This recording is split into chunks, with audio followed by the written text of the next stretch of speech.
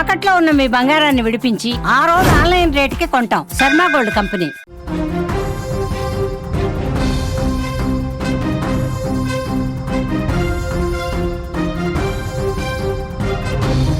కడప జిల్లా గండికోటలో జరిగినటువంటి వైష్ణవి హత్యలో చంపింది ఎవరు, హంతకుడు ఎవరు? నిన్నటి వరకు అందరూ కూడా వైష్ణవి ప్రియుడిగా ఉన్నటువంటి లోకేషే చంపి ఉంటాడని అందరూ భావించారు. కానీ అనూహ్యంగా పోలీసులు లోకేష్కి ఈ హత్యకు సంబంధం లేదు, మాకు దొరికినటువంటి ఆధారాల ప్రకారం చూస్తే లోకేష్ హత్య చేయలేదని తాము భావిస్తున్నాము అంటూ మీడియాతో మాట్లాడారు పోలీసులు. అదేవిధంగా వెంటనే మాకు దొరికినటువంటి సీసీటీవీ ఫుటేజ్ అటు లోకేష్ అదేవిధంగా వైష్ణవి ఇద్దరు మొదట బైక్లో వెళ్ళారు, తిరిగి ఒంటరిగా లోకేష్ మాత్రమే బయటకు వచ్చాడు. ఈ మధ్యలో వీళ్ళిద్దరు వెళ్ళిన తర్వాత సురేంద్ర, వైష్ణవి పెదనాన్న కొడుకు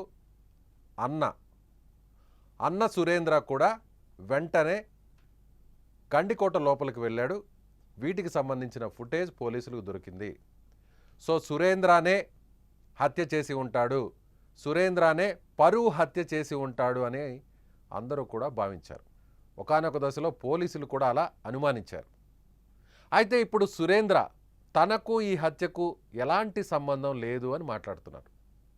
అసలు సురేంద్ర అక్కడికి ఎన్ని గంటలకు వెళ్ళాడు, సురేంద్ర ఏం చెప్తున్నాడు, ఈ హత్యకు అతనికి ఏదైనా సంబంధం ఉందా, వాస్తవాలు ఏంటి? సురేంద్రతోనే మాట్లాడదాం, దీని వెనుకున్నటువంటి వాస్తవాలన్నీ కూడా తెలుసుకునే ప్రయత్నం చేద్దాం.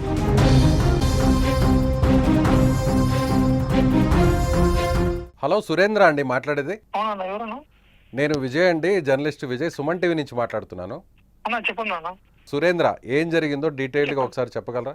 షూర్ చెప్పండి, ఏం జరిగింది? యాక్చువల్ గా మా పిన్ని మేము ఉండేది హనుమాన్ గుర్తుకురాం. సో మా పిన్ని వాళ్ళు ప్రొద్దుటూరు అయ్యారు ఉన్నారు, అంటే అమ్మాయి స్టడీస్ కోసం. ఓకేనా, స్టడీస్ కోసం అక్కడ చేరున్నారు. నా అమ్మాయి అక్కడి నుంచి కాలేజీకి వెళ్ళేది. సో యాక్చువల్ గా డైలీ మా తమ్ముడు, వాడు అంటే అమ్మాయి అన్న, వాడు వెల్టెక్ కాలేజ్, వైష్ణవి సొంత అన్న. అవునవును, వాడు వెల్టెక్ కాలేజ్ లో చదువుతున్నాడు. ఇంజనీరింగ్ పూర్తయింది ఈ సంవత్సరమే. సో సర్టిఫికేట్ కోసం వాడు చెన్నై వెళ్ళున్నాడు. సో యాక్చువల్గా వాడి ఇంటి దగ్గర రోజు వాడే దింపుతాడు అనమాట, కాలేజ్ దగ్గర పికప్ డ్రాప్. సో నిన్న సోమవారం మాత్రం వాడు వెళ్ళలేదు. వెళ్ళకుండా అంటే ఈ అమ్మాయి ఏమైందంటే కాలేజ్ ఒకటి వెళ్ళిపోయింది, కాలేజ్ వెళ్తున్నా అనేసి. సో మా పిన్ని మా విలేజ్ కి వచ్చింది అనమాట, డాక్రా డబ్బులు కట్టుకోవడానికి.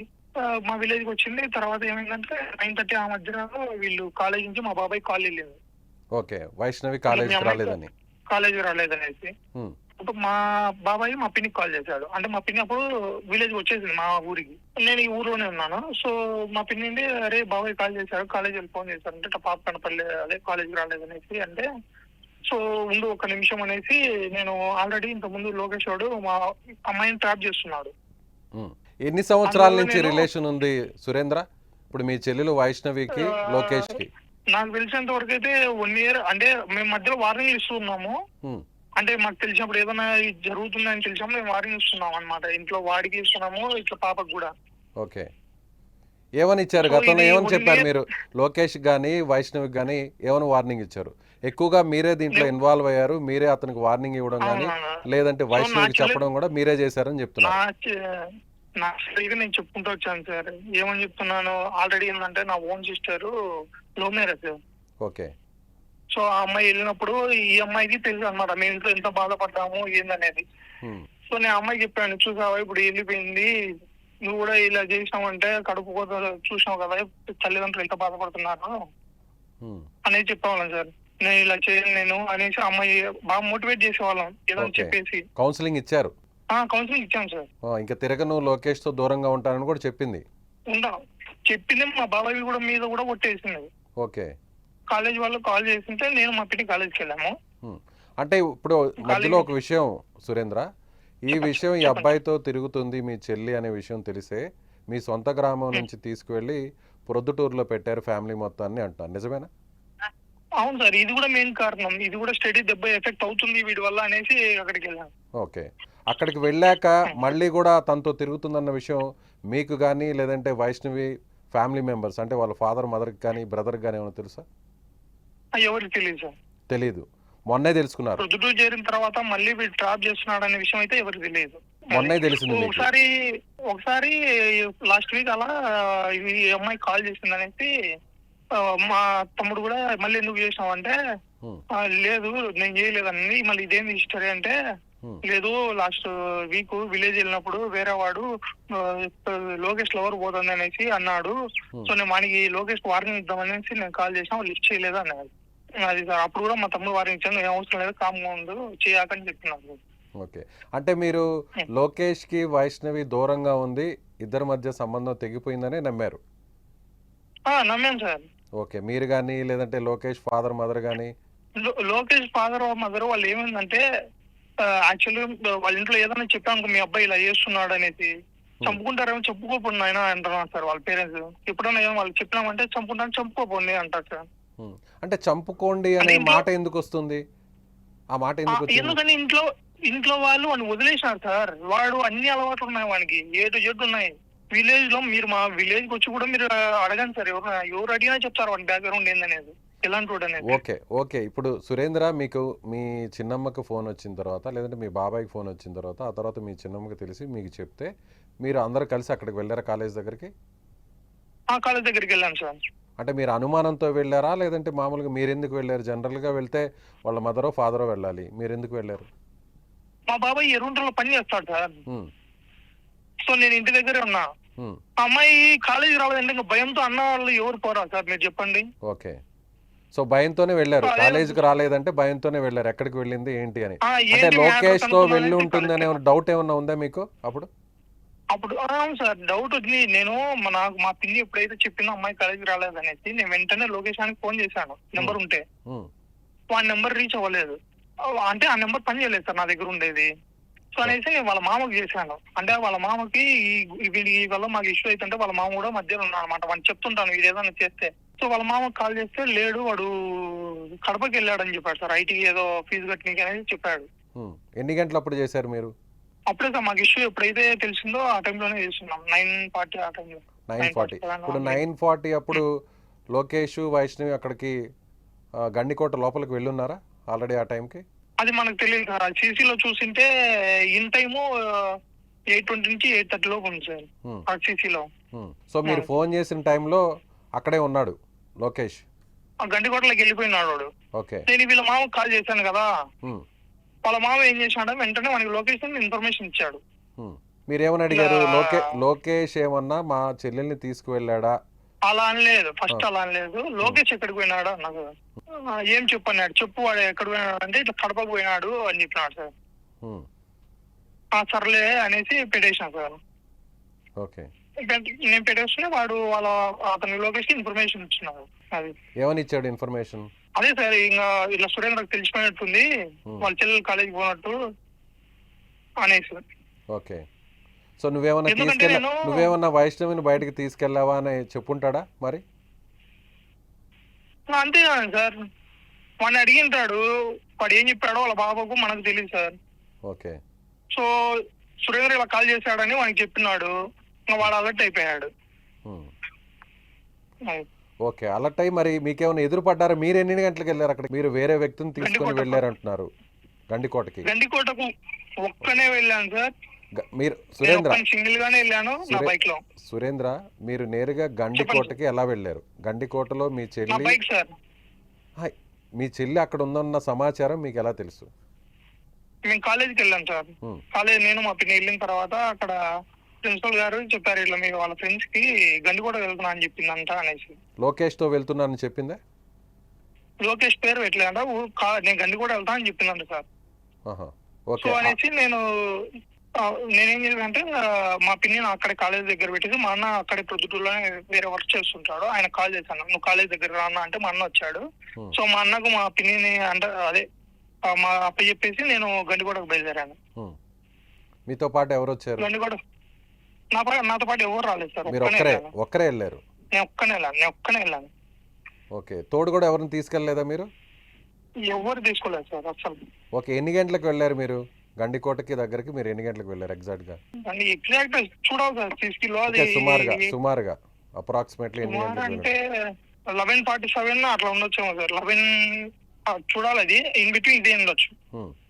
11 తర్వాత 11:30 తర్వాత 11:40. ఓకే. మీరు మొత్తం అక్కడ ఏ ప్లేస్లో వెతికారు? మీరు లోపలికి వెళ్ళి ఎంతసేపు మళ్ళీ బయటకు వచ్చారు? నేను డైరెక్ట్ లోపలికి వెళ్ళాను సార్. సో నేను టోల్ దగ్గర సీసీ ఉంటుంది.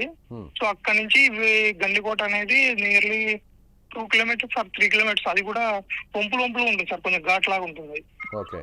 2 to 3 కిలోమీటర్స్ ఉంటుంది టోల్ గేట్ దగ్గర నుంచి. సో నేను డైరెక్ట్ ఆ టోల్ గేట్ దగ్గర అతన్ని అడిగాను ఫస్ట్. ఓకే. అన్న ఇట్లా ఈ పాపను చూసావా, మిస్ అయిందా అంటే లేదన్నా చూడలేదన్నాడు. అక్కడ సీసీ కెమెరా అంటే నేను అడిగాను, అన్న సీసీలు పనిచేస్తాయా అంటే వర్క్ అవుతాయి అంటే, అన్న ఇట్లా మిస్ అయింది చూడొచ్చా అంటే లేదు, ఇది కడప కలెక్టరేట్ కూడా డైరెక్ట్ మనకి యాక్సెస్ లేదన్నాడు అతను. అనేసి నేను డైరెక్ట్ లోపలికి వెళ్ళాను సార్. లోపలికి వెళ్ళిన తర్వాత నా బైక్ పార్క్ చేసేసి అక్కడ ఆ బట్టనాలు అమ్ముకుంటే అవని అడిగాను. తర్వాత స్ట్రైట్ వెళ్తే ఒక వ్యూ ఉంటుంది సార్, కింద వాటర్ ఉంటాయి ఫుల్ గా. సో అక్కడ స్ట్రైట్ గా అక్కడి వరకు చూసుకుంటా మధ్య కనిపించిన అందరినీ అడిగాను. అడుగుతా జస్ట్ లోపలికి వెళ్ళాను, అడిగాను, వెంటనే ఇంకా మళ్ళీ రిటర్న్ అయ్యాను సార్. అక్కడ ఎంతసేపు ఉన్నారు మీరు లోపల? సుమారుగా ఎంతసేపు ఉండొచ్చు? నేను బైక్ పార్క్ చేసిన తర్వాత 5 మినిట్స్ అంతే. 5 మినిట్స్ తక్కువ ఉండొచ్చు, మేబీ 5 మినిట్స్ అంతే సార్. అంటే ఇప్పుడు గండికోటకు వెళ్ళిందన్న సమాచారం తెలుసుకున్న మీరు, కన్ఫర్మ్ చేసుకున్న మీరు, కేవలం 5 నిమిషాలు మాత్రమే వెతికి ఎలా బయటకు వచ్చేస్తారు? అంటే వీళ్ళ మామ వచ్చేసి కడపకి వెళ్ళినాడు అని చెప్పినాడు సార్. నాకేందంటే వాడు ఖచ్చితంగా కడపకి ఏమైనా తీసుకుపోయి ఉండొచ్చు ఈ అమ్మాయిని. సో అనేసి నా ఆలోచన సార్, ఖచ్చితంగా ఈడు కడపలో ఉన్నా అంటే వాళ్ళ మాకు చెప్తాడు కదా అనేసి, ఎక్కడున్నా అనేసి. సో అందుకనేసి కడప అనేసి అక్కడికి వెళ్ళినా అనే ఉద్దేశంతో నేను జస్ట్ అక్కడ ఎవరు కనిపించినా వాళ్ళని అడిగేసి రిటర్న్ అయ్యాను సార్. ఇప్పుడు వైష్ణవి కాలేజ్లో లేదు, గండికోటకు వెళ్తున్నాను అనే విషయాన్ని వాళ్ళ ఫ్రెండ్స్ మీకు చెప్పినప్పుడు ఎవరిని కూడా తోడు తీసుకోకుండా ఒంటరిగా మీరు అక్కడికి వెళ్ళారు. ఒంటరిగా వెళ్ళి మీరు కన్ఫామ్గా అక్కడే ఉంది అని సమాచారం తెలుసుకొని కేవలం 5 నిమిషాలు మాత్రమే వెతికి మళ్ళీ కడపలో ఉందని ఎలా కన్ఫర్మ్ చేసుకుని వెనక్కి వచ్చేస్తారు? అదే కడపలో ఉందని కన్ఫర్మ్ చేయలేదు సార్ నేను. ఆ లొకేషన్ ఎవడు కడపకి వెళ్ళాడు అనేసి వాళ్ళ మామ చెప్తున్నాడు కదా. సో ఆ వానితో పాటు ఈ అమ్మాయి కడపకు ఏమన్నా తీసుకెళ్లాడేమో అనే ఉద్దేశంతో నేను తొందరగా వచ్చాను. అంటే మీరు అప్పుడు గండికోటకు వచ్చిన తర్వాత ఫోన్ చేస్తే ఆ సమాచారం చెప్పాడా? గండికోటలో నుంచి మీరు కాల్ చేశారు అతనికి, అప్పుడు చెప్పాడా కడపలో ఉన్నాడని? లేదు సార్, నేను అదే చెప్పాను కదా మీకు స్టార్టింగ్ చెప్పాను కదా. వాడు వాళ్ళ మామకు కాల్ చేశాను, ఎక్కడికి పోయినా అంటే ఇట్లా బీటెక్ ఐటీ కాలేజ్ ఫీజు కట్టిన పోయాను అనేసి. అది మీరు గండికోటకు వెళ్ళనప్పుడే చెప్పాడు మీకు ఆ సమాధానం? వెళ్ళనప్పుడే చెప్పాడు, కానీ నేను కాలేజీకి వెళ్ళిన తర్వాత వీళ్ళు పిల్లలు చెప్తారు సారు పిల్లలు చెప్పారు ఇలా అంటేనే నేను గండికోటకు వెళ్ళాను. ఓకే. ఇప్పుడు అంత దూరం వెళ్ళి కేవలం 5 నిమిషాలు మాత్రమే ఎలా వెతుకుతారు అనేది ఇప్పుడు అందరికి ఉన్నటువంటి అనుమానం. సో మీరు అక్కడి నుంచి సార్ అక్కడ ఎతకడానికి ఏమంటే వ్యూ పాయింట్ ఉండేది కొంచెం అక్కడక్కడే సార్. ఆ టెంపుల్ దగ్గర ఏం మీరు వెతకలేదా? టెంపుల్ దగ్గర కూడా నేను అసలు ఎతకలేదు సార్. ఆ టెంపుల్ దగ్గర 2 కపుల్స్ ఉంటే వాళ్ళకి ఫోటో చూపించి అడిగాను. ఓకే ఇక్కడ టెంపుల్ లోపల కానీ ఏమన్నా కనిపిస్తున్నారంటే ఎవరు లేరన్నా, మేమే లాస్ట్ లో వస్తున్నాం బయటికి అన్నారు. అది సార్. ఓకే. అక్కడి నుంచి మీరు వచ్చేసారు? వచ్చేసాను సార్. మరి ఎందుకు ఇప్పుడు లోకేష్ చంపలేదు, సో అఘాయిత్యం కూడా జరగలేదు, సో పరువు హత్య అని అందరు కూడా అనుకున్నారు. మీ డౌట్ ఏంటి ఇప్పుడు? మీ డౌట్ ఏంటి? ఎవరి మీద మీకు అనుమానం ఉంది? అందరూ కూడా మీరు కానీ, వైష్ణవి అమ్మ కానీ, తండ్రి కానీ అందరూ కూడా మొత్తం లోకేషే ఇది చేసి ఉంటారు అని అందరూ కూడా భావించారు. అందరూ కూడా అతనే చేశాడని కన్ఫర్మ్ అనుకున్నారు. కానీ ఇప్పుడు పోలీసులు మాత్రం మా దగ్గర ఉన్నటువంటి ఆధారాలు, పక్కాగా వచ్చినటువంటి సమాచారం, సాక్ష్యాలు, ఆధారాలను బట్టి లోకేష్ ఈ హత్య చేయలేదు, అలాగే అమ్మాయి మీద రేప్ కూడా జరగలేదు అని నేరుగా డిఐజీ గారే చెప్పారు. సో ఇప్పుడు మీకేమనిపిస్తుంది? మాకైతే ఇప్పటి వరకు తర్వాత జరిగింది కదా, డాక్టర్స్ అందరూ చేస్తున్నారా, రిపోర్ట్స్ అయితే మాకు ఏం చెప్పలేదు. ఇప్పటిగా మా ఫ్యామిలీ వరకు ఏం రాలేదు. ఇప్పుడు మీరేమంటారు? పోలీసులు అయితే చెప్తున్నారు, చాలా కరాఖండిగా చెప్పారు లోకేష్ చేయలేదు అని. మీకు ఇంకెవరి మీద అయినా అనుమానం ఉందా? సో అందరూ కూడా ఏంటంటే మీరు వెళ్ళారు కాబట్టి, లోకేష్ వైష్ణవి వెళ్ళిన తర్వాత మీరు వస్తున్న సమాచారం తెలుసుకొని మీరే చెప్తున్నారు ఏమని, లోకేష్కి వాళ్ళ బావ ఈ విధంగా నేను వెతుకుతున్నాను, అక్కడికి స్పాట్కి వస్తున్నాను తెలుసుకొని లోకేష్ అక్కడి నుంచి పారిపోయాడు. పారిపోయిన తర్వాత అక్కడ ఒంటరిగా ఉన్న వైష్ణవిని పరువు హత్య చేసి ఉంటారని అందరూ అనుమానిస్తున్నారు. అనుమానించారు ఓకే కూడా. సార్, నేను సో చెప్తాను. అందుకని మీరు వెనక మీరు వెళ్ళారు కాబట్టి మీరేమన్నా నేను చెప్తాను. చెప్పండి. పరువు హత్య చేసే విధంగా అయితే నా ఓన్ సిస్టర్ సార్, ఓకేనా, నా ఓన్ సిస్టర్ ఆ అమ్మాయి లవ్ మ్యారేజ్ చేసుకుంది. మిడ్ నైట్ ఇంట్లో నుంచి వెళ్ళిపోయేసి వేరే అబ్బాయితో. ఒకవేళ నేను చేయాలనుకుంటా, నేను చేయాలనుకున్నప్పుడు నా చెల్లినైనా నేను చేయగలను నేను సార్. మీరు ఆలోచించండి, నా ఓన్ సిస్టర్ కూడా నేను చేయలే. ఇప్పుడు నా చెల్లెలు నా ఇంట్లో మా ఇంటికి వస్తుంది, ఆల్రెడీ కలుసుకున్నాం, నా మ్యారేజ్ అయిన తర్వాత ఇది కలుసుకున్నాము, పాప ఉంది, మేము హ్యాపీగా ఉన్నాం. చేయాలంటే ఆ ఉద్దేశం ఎందుకు ఉంది సార్? అలాంటి ఆ ఉద్దేశాలు ఉండేది అది వేరు, ఆ మనిషి అలాంటివి వేరు. వాడు ఏదైనా ఈ గాంజా ఈ అలవాట్లు అన్నిటికీ తెగించినప్పుడు మాత్రమే అలా నీచంగా పైన పనులు చేయగలరు.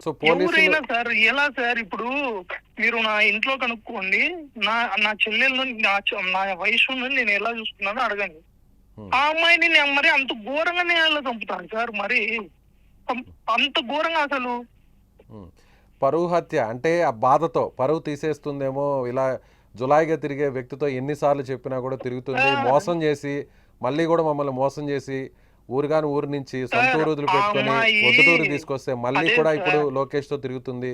ఇలా చెప్పా పెట్టకుండా గండిపేట ఇలాంటి జనసంచారం లేని ప్లేస్కి వచ్చింది అని ఆ బాధతో ఆవేశంతో ఆ కసితో ఏమైనా చేసుంటారని.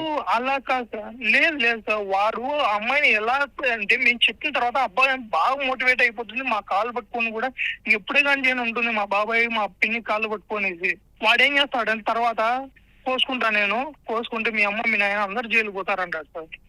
అమ్మాయి భయపడిపోతుంది. ఎప్పుడైనా చెప్పిందా అమ్మాయి ఈ విధంగా నన్ను వేధిస్తున్నాడు, టార్చర్ పెడుతున్నాడు, వెంటబడుతున్నాడు అని ఎప్పుడు చెప్పిందా? చెప్పింది, ఈ విషయం మాకు చెప్పింది సార్, ఇంట్లో కూడా చెప్పింది, వాళ్ళ పేరెంట్స్ కూడా చెప్పింది. ఎందుకు ఇలా చేసినా కూడా మరి మేము ఇంత చెప్తాను కూడా మళ్ళీ ఎందుకు అంటే ఇలా చేస్తున్నాడు, ఏం చేయాలి అనేసి. నేను ఆ అబ్బాయిని సార్, ఆ అబ్బాయిని లొకేషన్ కూడా అడగండి, చెప్తూనే వచ్చాను. అని ఏ రోజు నేను కొట్టను కూడా కొట్టలే, మాటలతోనే చెప్తున్నాను సార్. నేను అసలు చేయి చేసుకుంటాను, నాకు అంత దూరము పెట్టుకుని ఏమున్నా ఫస్ట్ మాటలతోనే చెప్తాను నేను. ఓకే, పోలీసులు ఏమన్నా మిమ్మల్ని పిలిచి మాట్లాడడం జరిగిందా సురేంద్ర? పోలీసులు ఏమన్నా మిమ్మల్ని పిలిచి మాట్లాడడం జరిగిందా? మీ దగ్గర నుంచి ఏమన్నా సమాచారం? గారు స్టేట్మెంట్ తీసుకున్నారు, ఎలా వచ్చావు ఏంటి, ఎక్కడెక్కడ చూసావు ఏంటి అనేది అడిగారు, చెప్పాను. సో అలాగే మీరు ఒక విషయాన్ని కూడా చెప్పారు, అతను ఫోన్ తీసుకొని అతని ఫోన్ లాక్ కూడా ఓపెన్ చేయండి, దాంట్లో గూగుల్ మ్యాప్స్ లో సెట్టింగ్స్ ఓపెన్ చేస్తే ఎక్కడెక్కడ తిరిగాడు అనే లొకేషన్స్ కూడా వస్తాయి. సో మీరు పూర్తిగా వాటి మీద ఒక అవగాహన ఉంది మీకు, అంటే లొకేషన్ అక్కడికి వెళ్తే ట్రేస్ అవుట్ అవుతుంది, ఫోన్ అక్కడ చదువుకున్న సార్, ఆమె గ్రాడ్యుయేటెడ్ సార్, ఓకేనా. నేను ఆ మాత్రం నేను అందుకనేసి నేను ఫోన్ చేస్తే ఆ ఫోన్ వాళ్ళ బావ దగ్గర వచ్చింది, వాళ్ళ బావనే నాకు నెంబర్ ఇచ్చాడు. నేను ప్రెజర్ చేస్తే లొకేషన్ నెంబర్ కావాలనేసి, తర్వాత ఆ నెంబర్ కి నేను పదే కాల్ చేస్తే వాళ్ళ బావనే ఎత్తాడు, నాకు ఎవరైతే నెంబర్ ఇచ్చాడో ఆ అబ్బాయి ఎత్తి, అతను అప్పుడే ఆ టైంలో ఏమన్నాడంటే ఇసుక తోలుతున్నాడు అని చెప్పాడు సార్. అంటే అప్పటికి వాడు ఇంటి దగ్గరకు వచ్చేసాడు. అప్పుడు వాళ్ళ బావ ఫోన్ ఇచ్చినప్పుడు నేను రిటర్న్ ఉన్నా గండికోట నుంచి.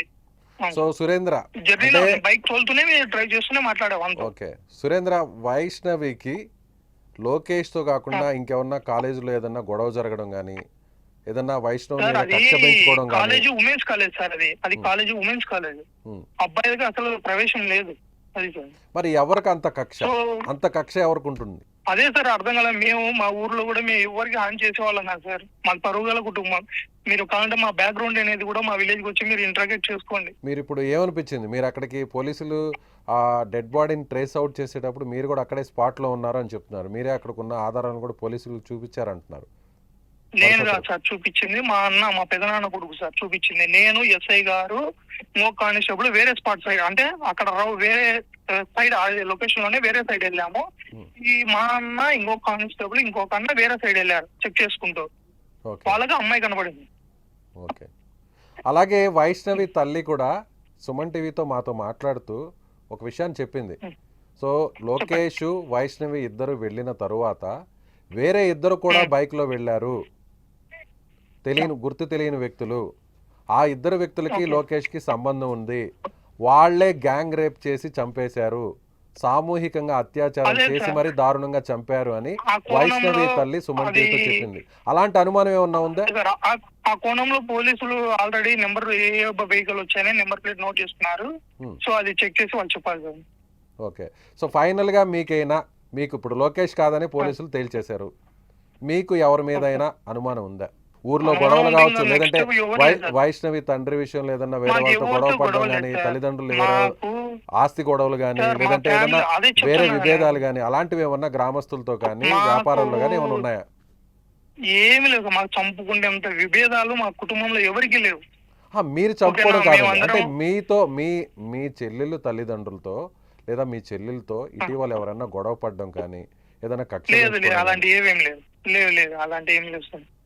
ఓకే, ఫైనల్గా ఏమనుకుంటున్నారు? ఫైనల్గా ఏం చెప్పదలుచుకున్నారు? ఏం లేదు. యాక్చువల్గా ఇప్పుడు ఏంటంటే నా అందరూ చాలా మంది నేనే ఏదో చేశాను నిందితున్నా అంటున్నారు సార్.